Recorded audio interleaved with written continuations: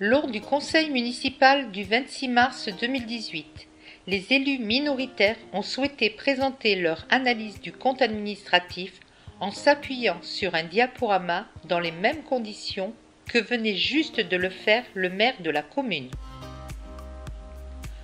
Proposant une suspension de séance pour échanger sur ce refus étonnant, ils se sont également vus refuser la simple possibilité d'échanger tranquillement sur cette demande.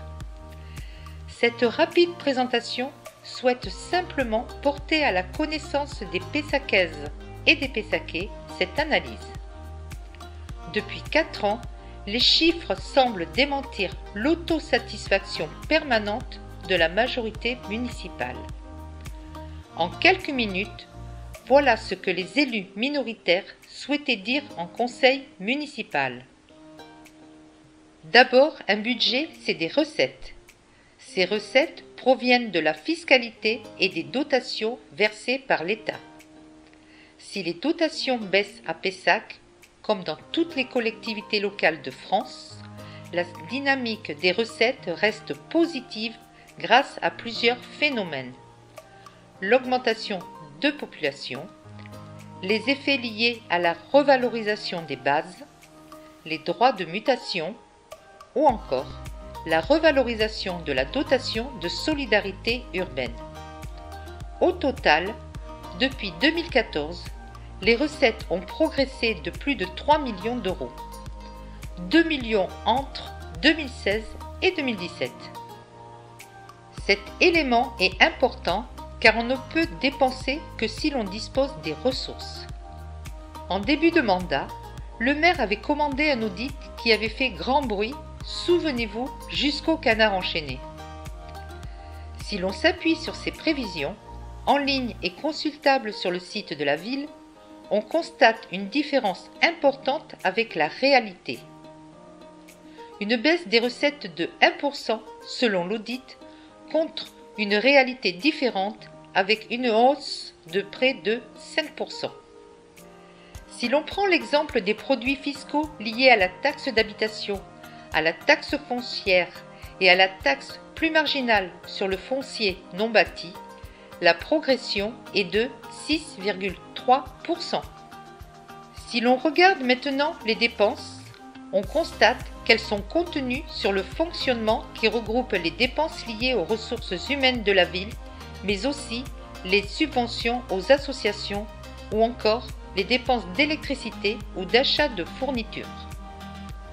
On s'attardera sur la diapositive la mutualisation et sur les interrogations que les élus minoritaires auraient aimé pouvoir soulever. La mairie, sur les réseaux sociaux, a diffusé le soir même du conseil quelques infographies, dont celle sur laquelle nous nous appuyons, et présenté l'évolution des dépenses de personnel qui laisse à penser que la métropolisation, c'est-à-dire le transfert du personnel communal vers Bordeaux Métropole, en échange d'une compensation financière, serait source d'économie. Cette compensation est pourtant supérieure à 10 millions d'euros et l'on voit de suite qu'on peut s'interroger sur ce choix politique.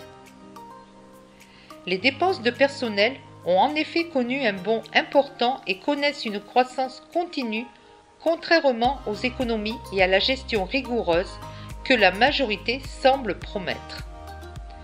Quant à l'effet métropolisation, un récent rapport de Bordeaux Métropole expliquait qu'aucune évaluation ne permettait de dire qu'elle était source d'économie. Beaucoup de questions se posaient sur des baisses dans les dépenses sur certaines fonctions. En effet, il est obligatoire pour la commune de présenter son budget par fonction. Cela permet de savoir quelle part du budget est consacrée aux services généraux, à la culture, au social ou à la sécurité. Les élus de l'opposition auraient aimé demander les baisses sur le social, près de 9%, les écarts sur le budget aux associations, plus de 200 000 euros de baisse comptable, des mouvements financiers importants dans la section sport. Qu'en est-il des dépenses d'investissement qui participent naturellement au soutien de l'économie locale, mais permettent aussi à la mairie de doter la commune des équipements nécessaires aux habitants, des salles aux communes en passant par des aménagements. Dans Sud-Ouest, le maire qualifie son budget de « magnifique » pour 2018. On constate pourtant que 2017 est une année de rattrapage après les 3 pires années que la commune ait connues depuis 2005. Les dépenses d'équipement brut par habitant sont ainsi 30% inférieures à celles connues sur les 8 années qui ont précédé 2014. Cette illustration le démontre clairement et s'appuie sur les chiffres officiels du site du gouvernement dédié au budget des collectivités locales. 30% de moins pour l'investissement dans les écoles ou dans les équipements communaux. L'investissement important de 2017 ne fait que rattraper le sous-investissement massif des 3 années qui précèdent. Si l'on regarde les autorisations de programmes qui permettent d'établir les investissements les plus importants et structurels, on voit par exemple une concentration extrêmement forte sur un seul équipement. Le complexe sportif Belgrave absorbe plus de 80% des dépenses programmées en autorisation de programme au détriment du reste. Quant au taux de réalisation, il s'améliore mais reste à des niveaux très moyens. Au final, nous aurons remarqué la bonne dynamique des recettes, des dépenses de fonctionnement contenues, mais sans avoir les explications sur le social ou l'associatif. On peut voir un rattrapage sur l'investissement, mais concentré sur un seul équipement pour l'année 2017. Le départ du Conseil n'a pas permis aux élus d'opposition de s'exprimer comme ils souhaitaient le faire.